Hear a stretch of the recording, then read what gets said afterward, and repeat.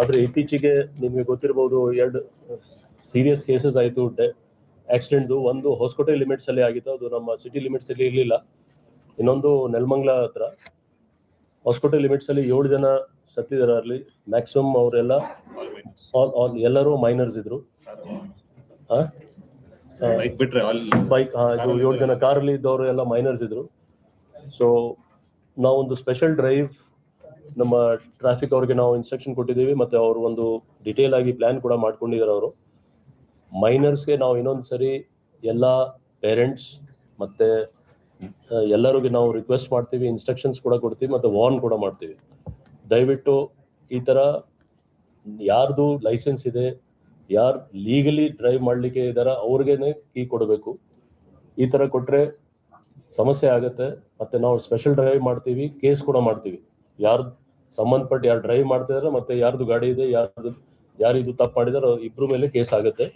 So ಇದು special drive ನಾವು start ಮಾಡ್ತೀವಿ. ಲಾಸ್ಟ್ ಇಯರ್ ಕೂಡ ದಾಖಲಾತ್ 2023 ಅಲ್ಲಿ 95 ಕೇಸಸ್ ಆಗಿತ್ತು, 24 ಅಲ್ಲಿ 197 ಕೇಸಸ್.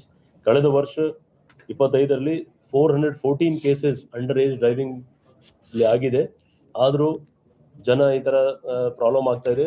ನಮ್ಮ ಟ್ರಾಫಿಕ್ ಅವರು ಇದರ ಬಗ್ಗೆ ಡೀಟೇಲ್ ಪ್ರೋಗ್ರಾಮ್ ಮಾಡಿ ಅವರು ಮಾಡ್ತಾರೆ. ಅವರು ಇದರಲ್ಲಿ ವೀಲಿಂಗ್ ಬಗ್ಗೆ ಕೂಡ ತುಂಬಾ ಸ್ಟ್ರಿಕ್ಟ್ ಆಗಿ ನಾವು ಕೇಸಸ್ ತಗೊಳ್ತಾ ಇದೀವಿ. ಇನ್ನೂ ಜಾಸ್ತಿ ಕೇಸಸ್ ಮಾಡ್ತೀವಿ.